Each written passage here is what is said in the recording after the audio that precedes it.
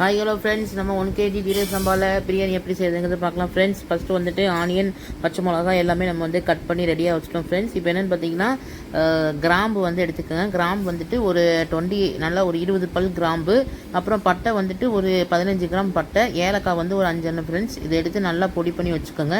நம்ம வேறு எந்த மசாலாவும் எடுக்க ஆட் பண்ண போகிறதில்ல. இதுதான் பிரியாணி உங்களுக்கு மெயின் மசாலா ஃப்ரெண்ட்ஸ். அடுத்தபடியாக வந்து நம்ம ஆயில் வந்து 150 ml ஊற்றிக்கோங்க. அதுக்கப்புறம் வந்துட்டு நெய் வந்து 150 ml ஃப்ரெண்ட்ஸ்.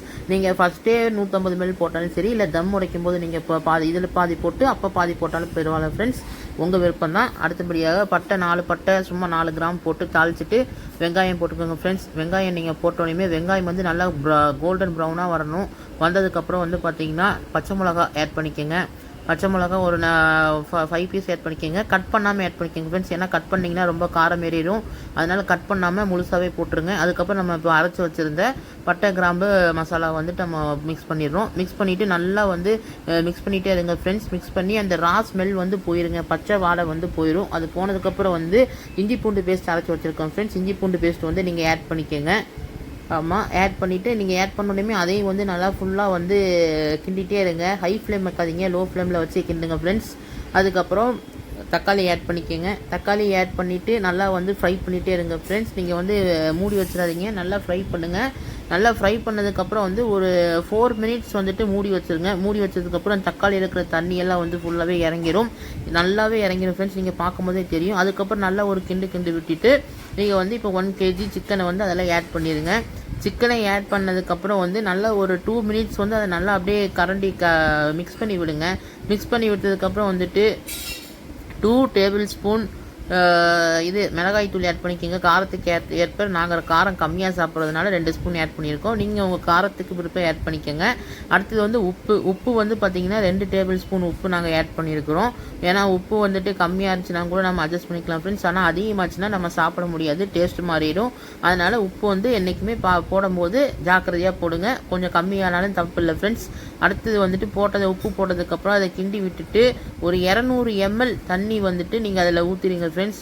200 ml தண்ணி ஊற்றிட்டு நல்லா அதை வந்துட்டு ஒரு 5 மினிட்ஸ் நல்லா கொதிக்க விடுங்க. அது வந்து நல்லாவே கொதிச்சிடும் ஃப்ரெண்ட்ஸ். நீங்கள் அதை பார்க்கும்போதே தெரியும். அது கொதிக்கும் போது அதில் இருக்கிற அந்த எண்ணெய் ஆயில் எல்லாமே வந்து மேலே வந்துடும் ஃப்ரெண்ட்ஸ்.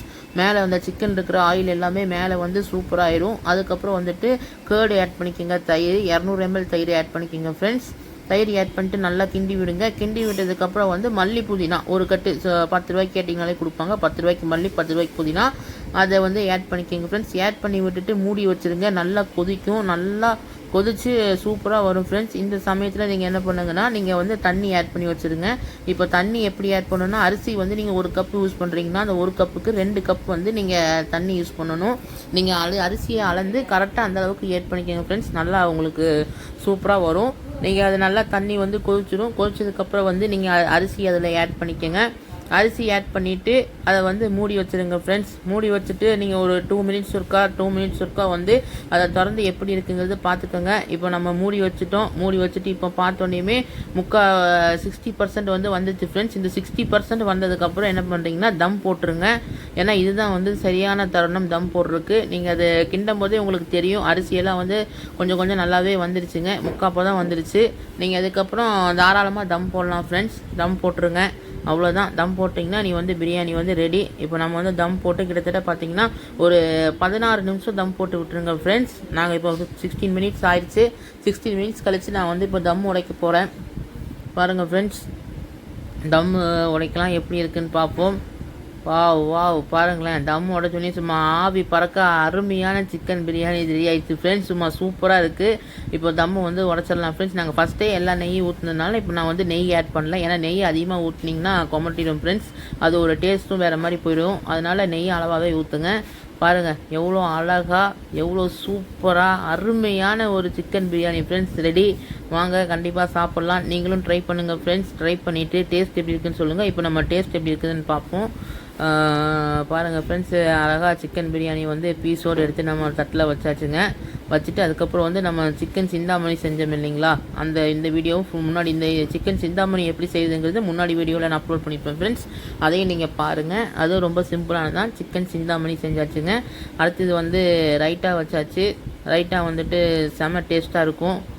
செமையாக இருக்கும் ஃப்ரெண்ட்ஸ். ரைட்டாக தக்காளி, லெமன் யூஸ் பண்ண மாட்டோம். தக்காளி, ஆனியன், அப்புறம் வந்துட்டு பச்சை மிளகா இது யூஸ் பண்ணி நம்ம வந்து ரைட்டாக செய்வோம். மல்லித்தலை நீங்கள் பாருங்கள், அவ்வளோ டேஸ்ட்டாக சுவையாக இருக்கும். அடுத்தபடியாக வந்து பார்த்திங்கன்னா தால்ச்சா வச்சுருக்கோம். தால்ச்சாவும் வச்சாச்சு ஃப்ரெண்ட்ஸ். இன்றைக்கி வந்து பிரியாணிக்கு வந்துட்டு ரைட்டா, சிக்கன் சிந்தாமணி, தால்ச்சா மொத்தம் வந்து 3 காம்பினேஷனோட எப்படி இருக்குங்கிறத வந்து டேஸ்ட் வந்து நம்ம அடித்து பார்த்துருவோம். இன்றைக்கி ரெடி ஆயிடுச்சு. இப்போ நான் வந்து தயாராகிட்டேன் பிரியாணி சாப்பிட்றதுக்கு. டைம் பார்த்தீங்கன்னா இப்போ 3:15 ஆயிடுச்சு. பயங்கர பசி ஃப்ரெண்ட்ஸ், ஏன்னா காலையிலேருந்து ஒர்க்கு இன்றைக்கி ஃபுல்லாக இருந்துச்சு. அப்படியே அந்த ஒரு பிரியாணியும், அதில் பிரியாணியில் இருக்கிற பீஸும், அப்புறம் அந்த ரைட்டா, அதுக்கப்புறம் வந்து அந்த தால்ச்சா, அப்புறம் வந்து சிக்கன் சிந்தாமணி ஃப்ரெண்ட்ஸ். இந்த 3ஐயும் வச்சு நீங்கள் சாப்பிட்டு பார்த்தீங்கன்னா அந்த ஒரு டேஸ்ட்டு வந்து நம்ம அனுபவிச்சிருக்கவே முடியாது. அப்படி ஒரு டேஸ்ட்டு ஃப்ரெண்ட்ஸ்.